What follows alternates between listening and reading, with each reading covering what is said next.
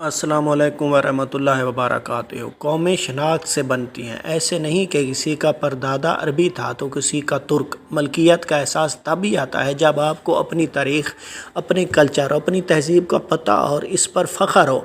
آپ گلی میں کوڑا کرکٹ کیوں پھینکتے ہیں جبکہ گھر کو کیوں صاف رکھتے ہیں؟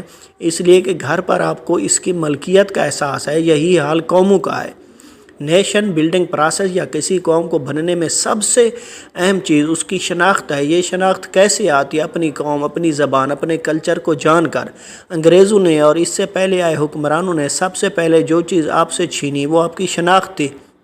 کبھی کسی اونچے ہوٹل کے باہر دربان کو دیکھا ہے یا پاکستان کی نیشنل اسمبلی میں پھیلے ادھر ادھر کرتے منشی لوگوں کو؟ ان سب نے آپ ہی کا قومی لباس پہنا ہوتا ہے اور اس طرح کے نچلے لیول کی نوکریاں کر رہے ہوتے ہیں، مگر کیا مجال کہ آپ نے یا کسی اور کدو نے اس پر سوچا ہو۔ CSS پاس اعلیٰ دماغ بھی اس پر نہیں سوچ پاتے تو آپ نے کیا سوچنا ہے؟ گاؤں میں چودھری کلے پگ پہنتے تھے، وہی لباس آپ نے ہوٹلوں کے باہر دربانوں کو پہنا دیا۔ آپ نے کیا انگریزوں نے جنہوں نے 25,000 ہو کر کروڑوں لوگوں پر حکومت کی؟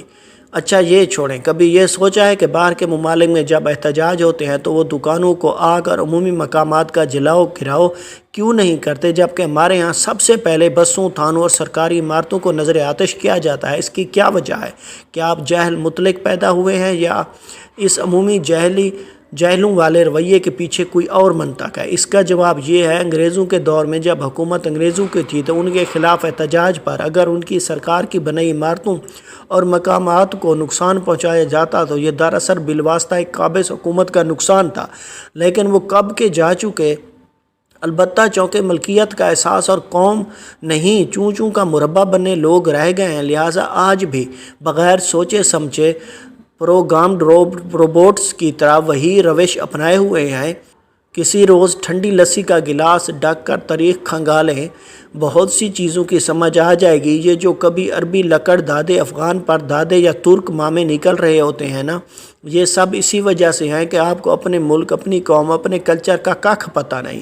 14 اگست پر موٹر سائیکلوں کے سائلنسر، واہیات طوطے باجے، اونچے اونچے جھنڈوں، سرعام لڑکیوں کو چھیڑنے اور غیر اخلاقی اوٹ پٹانگ حرکتیں کر کے تو آپ آزادی مانتے ہیں؟ کیا المیہ ہے کہ قوم کو خوشی منانے تک کا ڈھنگ نہیں آتا؟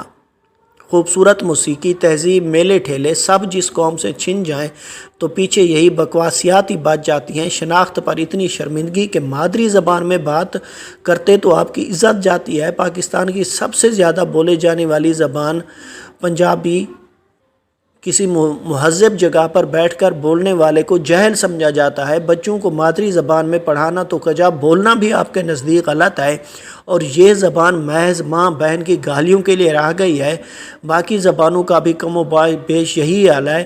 سو نہ تعلیم صحیح ہو رہی ہے، نہ تربیت۔ اصل سوچ کا فقدان جو وراثت میں دادے کو ملا، پوتا بھی وہی لے کر چھلانگیں مار رہا ہے۔ شناخت مٹ چکی ہے، اس لیے ہر کوئی برے صغیر سے ہزاروں میل دور، کہیں وسط ایشیا میں تو کہیں شام ترکی میں اب اپنی شناخت ڈھونڈنے میں لگا ہے۔ سدا خوش رہیں، سلامت رہیں، والسلام۔